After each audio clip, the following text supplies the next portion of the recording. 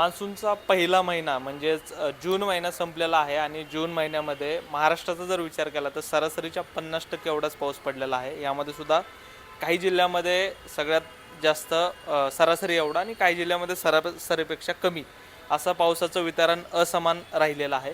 परंतु जून महिना कसा असणार आहे? जून महिन्याच्या पहिल्या आठवड्यात चांगला पाऊस आहे, त्यानंतर जुलै महिन्याच्या पहिल्या आठवड्यात चांगला पाऊस असेल, त्यानंतर पाऊस कमी होईल अशी शक्यता IMDने वर्तवली. परंतु एक्झॅक्ट जुलै महिन्यात किती पाऊस पडेल, जूनच्या सरासरीच्या तुलनेमध्ये जुलैमध्ये कसा पाऊस असेल हे आपण जाणून घेतोय. सध्या मी IMD म्हणजे भारतीय हवामानशास्त्र विभागात आहे आणि आपल्यासोबत डॉक्टर सानप आहेत. सर, लोकमत ॲग्रोमध्ये स्वागत आहे. जून महिन्याचा जर आपण विचार केला तर जून महिन्यामध्ये जवळपास 50% पाऊस पडला आहे आणि या वर्षीची सरासरी बघितली तर 90% म्हणजे पूर्ण देशाची. म्हणजेच महाराष्ट्रात एकूणच पाऊस खूप कमी पडला आहे. पाऊससुद्धा अगदी महाराष्ट्रात 21-22 जून रोजी सुरू झाला होता. म्हणजे पहिले 21-22 दिवस जूनचे महाराष्ट्र पावसाच्या प्रतीक्षेतच होता. जुलै महिन्यामध्ये कसं असणार आहे, त्या अगोदर जून महिन्यामध्ये पावसाचं वितरण कसं होतं त्या संदर्भात सांगा. जून महिन्यामध्ये आपण जसं म्हणालात तर 53% इतकाच पाऊस पडला होता आणि वजा 47% इतकी तूट त्यामध्ये आपण बघितली. त्यानंतर आता सध्याची जर कंडिशन बघितली तर काल एक कमी दाबाचं क्षेत्र बंगालच्या उपसागरामध्ये तयार झालेलं आहे आणि त्यामुळं मागील 48 ते 72 तासांपासून महाराष्ट्रातील बहुतांश ठिकाणी चांगला पाऊस पडताना दिसतो. एस्पेशली कोकण किनारपट्टी, त्याचबरोबर घाटमाथे आणि विदर्भातसुद्धा चांगल्या पावसाची नोंद झालेली आहे. पर्जन्यछायाचे जे प्रदेश आहेत ज्यामध्ये पश्चिम महाराष्ट्र किंवा मध्य महाराष्ट्र असेल, त्याचबरोबर मराठवाडा असेल, तिथे पावसाचं डिस्ट्रीब्युशन आहे, परंतु तीव्रता इतकी नाही जितकी विदर्भ आणि कोकण किनारपट्टीमध्ये आपण बघतो आहे. तर आत्ता जी तूट होती 47%ची, वजा 47%ची, ती कमी होत त्यामध्ये घट झालेली आपल्याला दिसून येते आणि आता 31 ते 34% किंवा 31 ते 34% इतकी घट 47%वरून ती इतकी कमी झालेली आपल्याला दिसून येते. थोडाफार चांगला पाऊस पडतोय. जून महिन्यात जर आपण सिनेरिओ बघितला तर जून महिन्यामध्ये फक्त 4 जिल्ह्यात सरासरी एवढा पाऊस पडला आहे.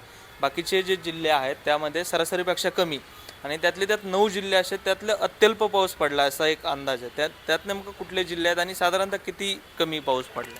महाराष्ट्रातील बहुतांश जिल्ह्यांमध्ये जूनमध्ये तसंही कारण मान्सून येत असतो तर पावसाचं आकडेवारी खूप जास्त नसतेच, म्हणजे खूप जास्त प्रमाणात पाऊस पडतो असं नाही आहे. परंतु 47% वजा 47% इतका पाऊस पडणं हे एक मोठी गोष्ट आहे नक्कीच.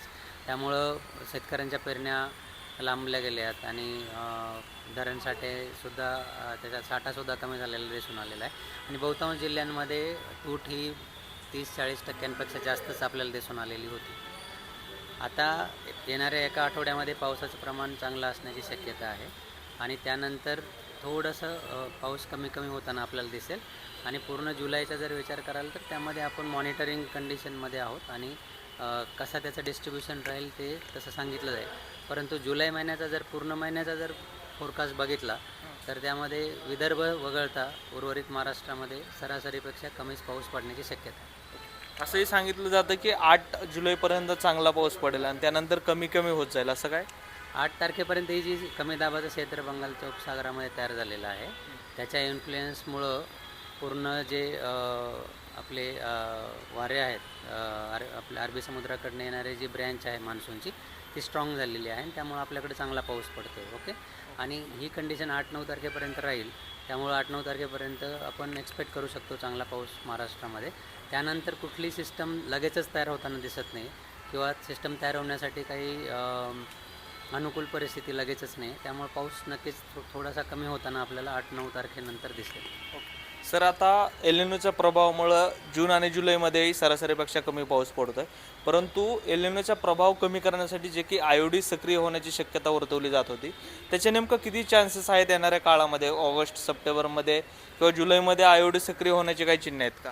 जुलैमध्ये आत्ता तरी MMCFS जे IMDचं मॉडेल आहे त्यानुसार तरी असे काही कंडिशन्स फेवरेबल नाही आहेत की IOD सक्रिय होऊन तो एल निनोचा जो प्रभाव आहे तो कमी करेल म्हणून. पण आपण त्याला मॉनिटर करत आहोत. जर काही चेंजेस असले तर तसं सांगितलं जाईल.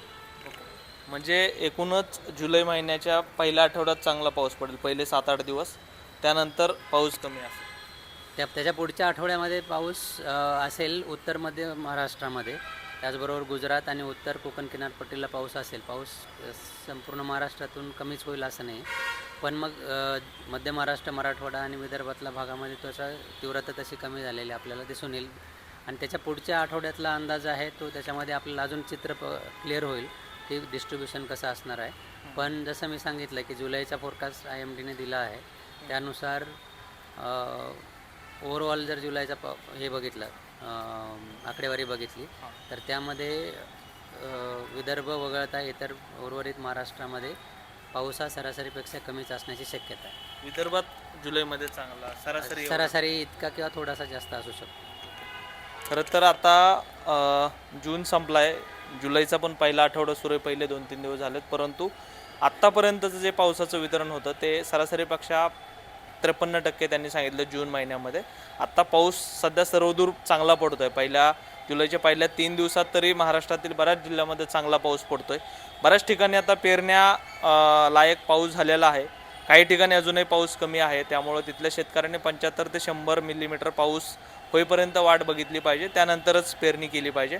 यासोबतच जुलै महिन्यात सुद्धा पावसाचं प्रमाण, पावसाचं वितरण हे सरासरीपेक्षा कमी असणार आहे. त्यामुळे शेतकऱ्यांनी त्याप्रमाणे, त्या हिशोबाने शेतीची कामं हाती घेतली पाहिजेत. दत्ता लवंडे, लोकमत ॲग्रो, पुणे.